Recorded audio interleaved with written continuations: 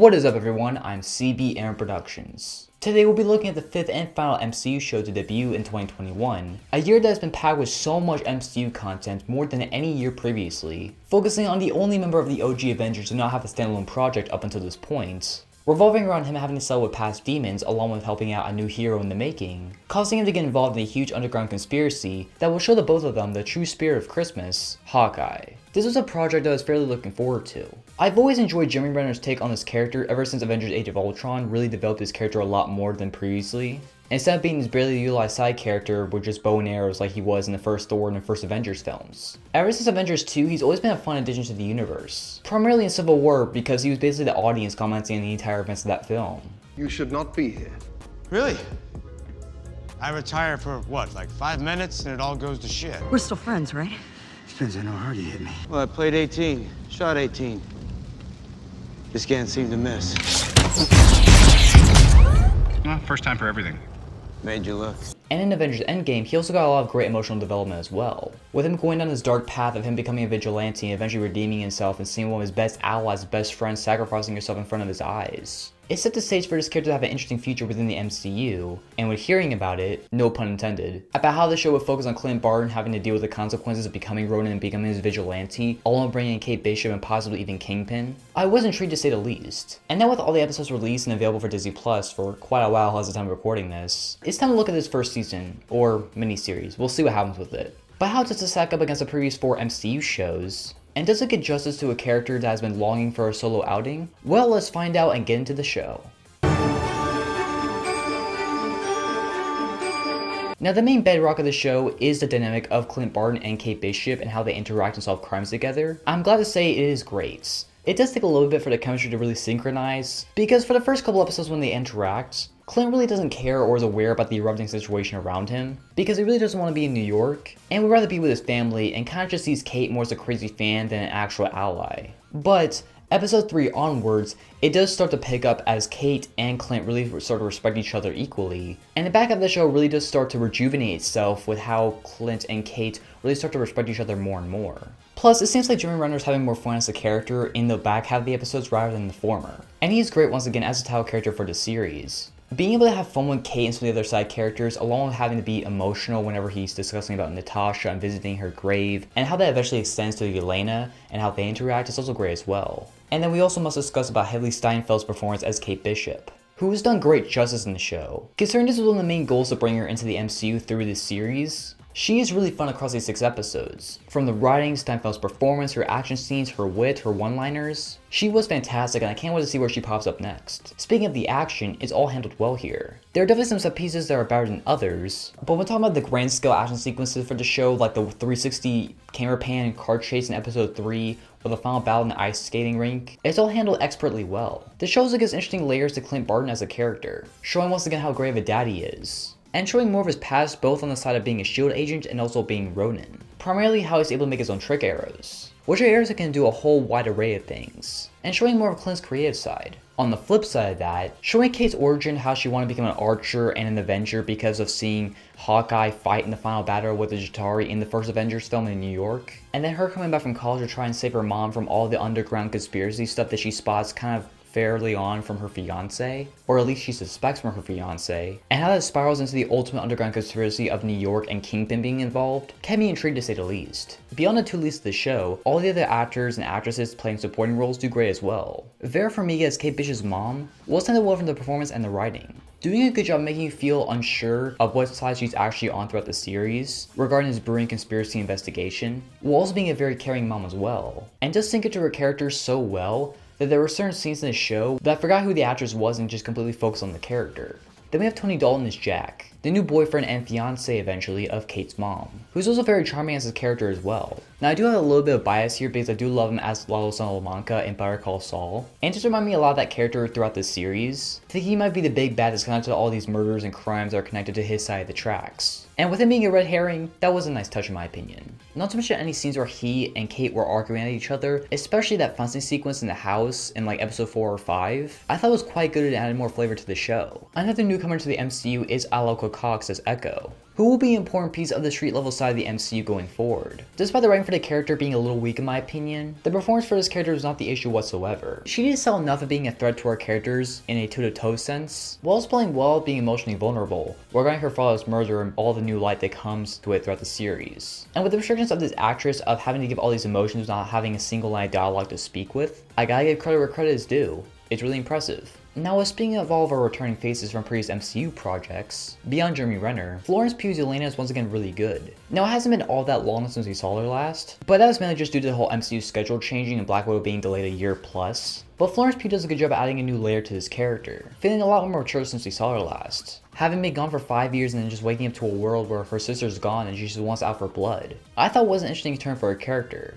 Along with the action scenes being pretty solid as well, giving this character quite a bit to show on throughout the series. And of course, we can't forget about Vincent D'Onofrio reprising the role of Kingpin. Now, is it the exact same one as the Netflix series? Well, we'll have to wait and see for that answer. But as far as the character in this show, although it was heavily rumored that he would show up, just similar to how Charlie Cox was rumored to show up in No Way Home. Although we do have some issues regarding the usage of his character, Vincent D'Onofrio still brings his A-game here. And you can tell he just slid back into this role like a warm robe, and just has a complete blast filming these scenes, regardless if it's in the same continuity or not. And all the small roles are also really good as well. From Linda Carter reprising her role as Clint's wife, of her trying to help out Clint whenever he's in a rough patch, was really sweet, and I think their chemistry is one of the more underrated relationships in the MCU. There's also all the fun performances from the Jumpsuit Henchmen, the role-playing club that Clint runs into in Central Park, that also come to help him out towards the end of the show, and so many other actors and actresses that do such a good job in the series. And as I briefly touched on before, the action sequences are also pretty decent as well, with having the most creative action sequences that I've seen in the MCU show thus far. Mainly from how it utilizes the limitations of Clint and Kate not being actual superheroes, and using it to their advantage, such as with the trick arrows and also having to use some espionage from some stealth and detective work, which was a nice change of pace as well. The show has a very light atmosphere, more than I was expecting, having a more jovial tone and building up actually to Christmas over the course of these 6 episodes. Giving new sight to these characters that I hadn't seen before in this universe, while also making the themes of family even stronger in my opinion. This show had a nice pace to it overall, there were a whole lot of moments that felt consistently dragging, and had momentum and intrigue that kept me from getting bored. The comedy, as per MCU formula, works well in the series, for the most part did make me smile, especially when you bring in Pizza Dog. The direction from both Rhys Thomas and Burton Burney throughout these 6 episodes was very solid. From keeping the cinematic quality and consistency of the MCU, how the actors are giving their performances, there are quite a lot of creative shots and angles to use throughout this series that does make it stand out from other MCU shows. And overall, it gave me a fun time and left me wanting more, and if we ever do get a season 2 of this show, I would definitely watch it.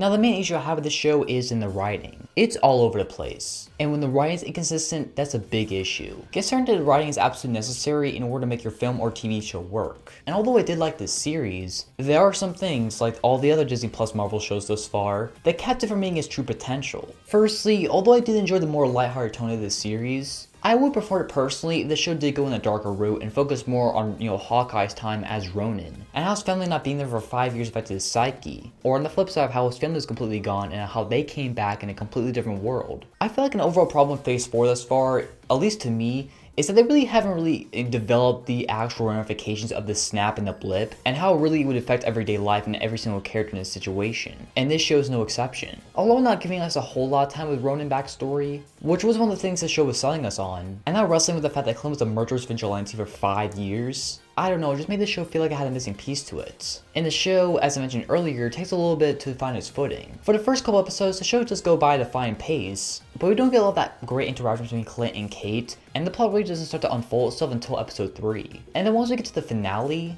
despite being one of the better Marvel finales for a show in my opinion thus far, it just felt like the show's plot put the foot on the gas and just rushed through so many plotlines within like 45 minutes. And it showed that the series could have benefited from having an extra couple episodes or so. The biggest casualties for me being Yelena, Echo, and Kingpin's storylines. First focusing on Yelena, now this plot was all set up at the post-credit scene of Black Widow, with her thinking that Clint killed her sister, and what we get here in the follow-up, I thought was pretty predictable and kind of weak. I never believed that Yelena would outright kill Clint, nor would it make much sense that she would think that Clint killed Natasha. Like, you think that Clint would go out and make sure that it's public record that Natasha was killed sacrificing herself, and the fact that all it takes to settle this drama down between the two of them is just Clint doing Natasha's whistle that her and Yelena used to do when they were little in the beginning of the Black Widow movie. Although the scene isolated by itself is pretty sweet, I thought that whole storyline preceding that was just quite rushed in my opinion, and it just made Yelena feel like worse of a character in my opinion, whether just believing anything and everything that anybody throws at her, for any character when the plot needs it. And to me, she just never really felt like a threat to Clint or Kate. They tried to set it up as that, especially the whole like scene in the apartment where like Yelena breaks into Kate's apartment and has like the mac and cheese, the sriracha.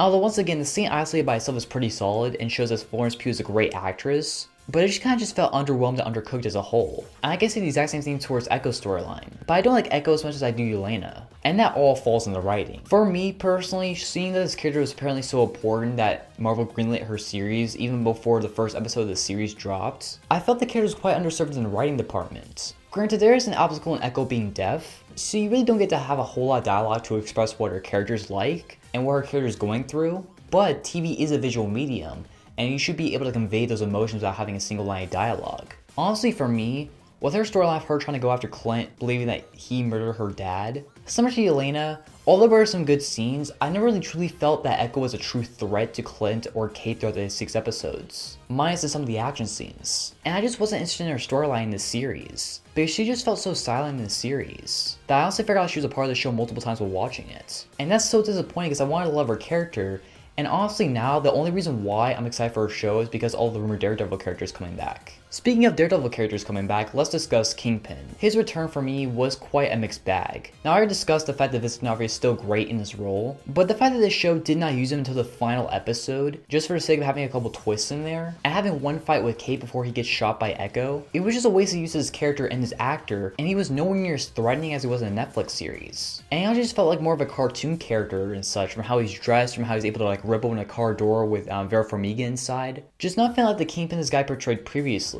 And I do hope they utilize his character more and improve him more in future MCU projects, because he was not utilized as well as he should have been in this show. And all in all, the show suffered from all the same issues I had with the previous 4 MCU shows, of not pacing everything out well in terms of story, having rushed plot and character elements, an underwhelming finale, and showing how new Marvel is to the TV business and all the different like trials and tribulations they're going through. And because 2021 is the first year of Marvel TV, I will cut them some slack on this, because making movies and making TV shows are 2 completely different beasts. But the fact they pumped out 5 last year and are going to pump out even more in the years to come, it does create a big problem that because so many of these shows and movies are tightly made together, that any criticism about how these shows are run, how these shows are made, I feel like aren't going to be corrected or actually addressed until years later when they've already made like 30 shows in a row and they all have the same issues. Did I ever tell you what the definition of insanity is? And we'll just have a bunch of shows that are good but not great. I just hope that Marvel gets this criticism and actually, revises it fast, because I don't want to wait for years to get some great Marvel TV, especially when we're getting stuff really close up soon like Secret Invasion that's going to be huge for Disney Plus and the MCU. But as for this series, it's good, but not as good as it should have been. Overall, Hawkeye is yet again another solid installment of the MCU, and for the most part, gave me a satisfying product. The acting's really good all around, especially from our 2 leads that really do make this show worthwhile. I do hope we get more of them together in the future. The show has a very fun, lighthearted tone, has some solid messages, keeps the pacing up, has some pretty good comedy, some decent drama, really solid action. And let me say to her, I do want to see a second improved season of this show, and more from the street level side of the MCU that we haven't really gotten thus far. But on the flip side, the writing is quite flawed sadly. From underutilized characters, a lot of rushed elements that were compromised to fit into 6 episodes, all this was from Jack being a red herring to Kingpin being behind the murder of Echo's dad were all predictable, the show not going as dark with some elements as I wish they would have had, and not made the potential of what this storyline could bring. But it's still MCU quality, and I did have a good time with it, despite the flaws. I give Hawkeye a B, a 7.5 out of 10, and a rent it recommendation. So that's Hawkeye, what do you guys think about it? Leave your thoughts down in the comments, and please don't forget to like, share, and subscribe for more content. I'm CBM Productions, and I'll see you in the next video. Peace out.